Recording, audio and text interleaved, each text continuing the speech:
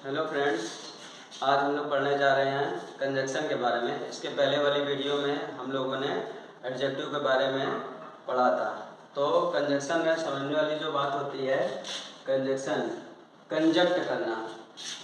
जब हम लोग दो वर्ड को या दो सेंटेंस को आपस में कंजक्ट करते हैं, यानी कि ऐड करना, इस तरह से जोड़ देना कि वो एक ही सेंस में नजर आए।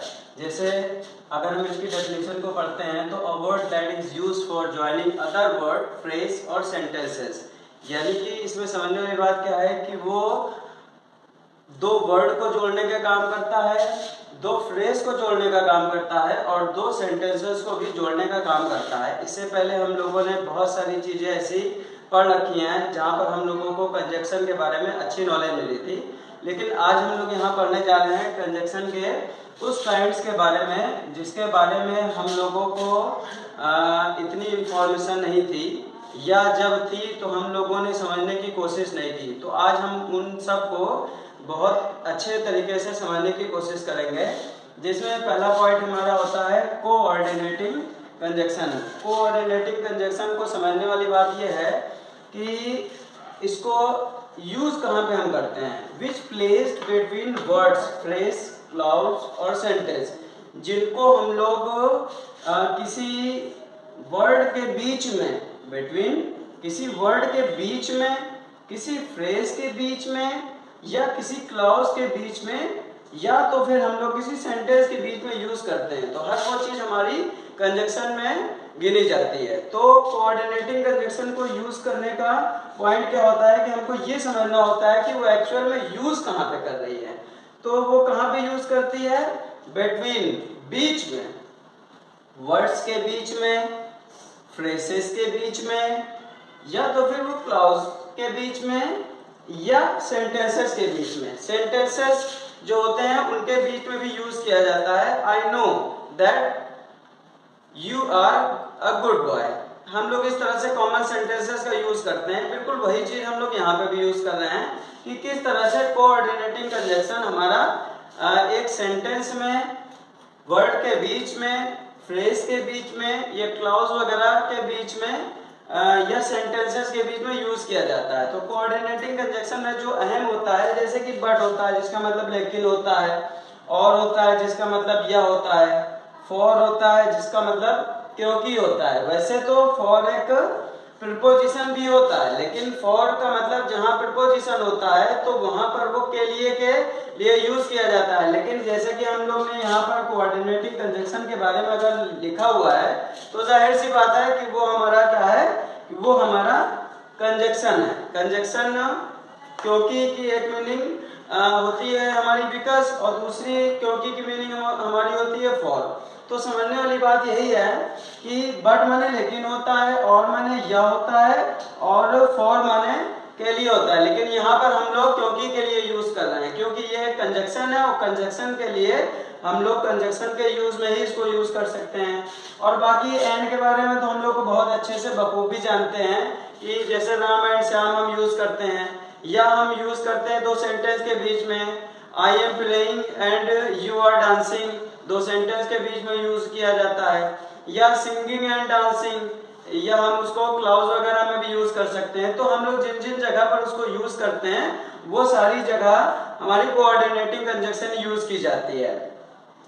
बाकी नॉर यूज होता है, येट यूज होता है, सो यूज होता है। लेकिन एक अंतर वाली बात यह है जिसको समझना ज्यादा है हमारे लिए, नॉर हमारा जो है वो कोऑर्डिनेटिंग कंजक्शन भी होता है और नॉर हमारा कोऑर्डिनेटिव कंजक्शन भी होता है। लेकिन दोनों में फर्क ये होता है कि नॉर यहाँ पर सिंगल यूज किया जाता है, या केवल नातों के लिए यूज किया जाता है। ये हमारा ना तो और ना ही दोनों के लिए यूज किया जाता है। इधर और नीदर नॉर दोनों हमारे यूज किया जाता है। यहाँ पर हमारा नीदर भी यूज किया जा रहा है, इधर भी यूज किया जा रहा है, साथ में और नॉर का यूज हम लोग कर रहे हैं। लेकिन उसी जगह पर जो हम लोग कोऑर्डिनेटिव कंजक्शन की बात कर रहे हैं तो वहां पर कोऑर्डिनेटिव कंजक्शन जो है वो सिंगल में यूज किया जा रहा है, क्योंकि ये अकेले यूज किए जाते हैं। कुछ जगह ऐसी होती है जहां पर ये दो लोगों के दो वर्ड के साथ भी यूज किया जाता है, ऑल्दो येट यूज किया जाता है, या स्टिल वगैरह का यूज किया जाता है। तो जिनको हम सिंगल में यूज करते हैं वो सारी चीज हमारी कोऑर्डिनेटिंग कंजक्शन में आती है, और जिनको हम लोग डबल में यूज करते हैं वो हमारा कोऑर्डिनेटिव कंजक्शन में यूज की जाती है। तो कोऑर्डिनेटिंग कंजक्शन वो होता है जो सिंगल में यूज किया जाता है, और यूज कहाँ कहाँ पर किया जाता है, जैसे कि डेफिनेशन साफ साफ बता रही है कि वो हमारा बिटवीन, बीच में, किसके बीच में, वो हमारा वर्ड्स के बीच में यूज किया जाता है, वो हमारा फ्रेसेस के बीच में यूज किया जाता है, वो हमारा क्लॉजेस के बीच में यूज किया जाता है, या वो हमारा सेंटेंसेस के बीच में यूज किया जाता है। अब चूंकि ये सिंगल में यूज किया जाता है इसलिए ये कोऑर्डिनेटिंग कंजक्शन है। लेकिन अगर हम लोग सबऑर्डिनेटिंग कंजक्शन की बात करते हैं तो इसमें समझने वाली बात यह है कि अगर हम इसकी डेफिनेशन को देखते हैं तो इट इज अ वर्ड और फ्रेज, ये अपने आप में एक वर्ड भी होता है, एक फ्रेज भी होता है, जो कि लिंक करता है, जिसका काम क्या होता है, लिंक करना। लिंक क्या करता है, a subordinate clause to an independent clause, यानी कि क्लॉज को इंडिपेंडेंट बनाने में ये अहम रोल रखता है। इसके एग्जांपल हम लोग क्या देखते हैं, once, while, when, before, after, या जितने भी रिलेटिव हैं।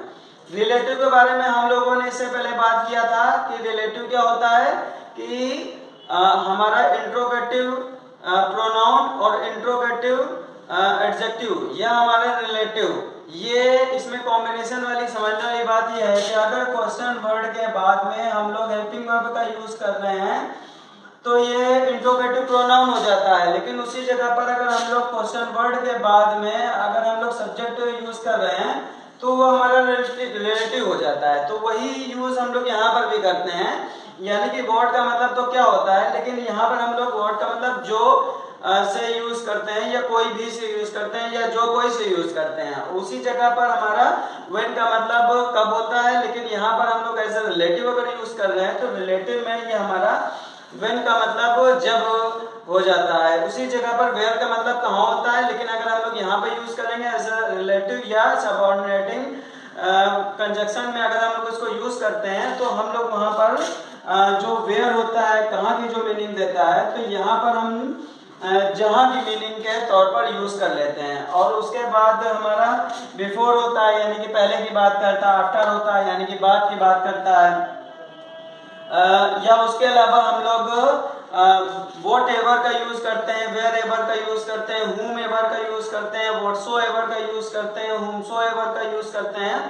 तो हम लोग यहाँ पर जो यूज कर रहे हैं, जिसमें यूज करने वाले पॉइंट में हमारे कंडीशनल जो आते हैं, तो हमारे जितने भी कंडीशनल होते हैं वो सारे हमारे सबऑर्डिनेटिंग कंजक्शन में यूज किए जाते हैं।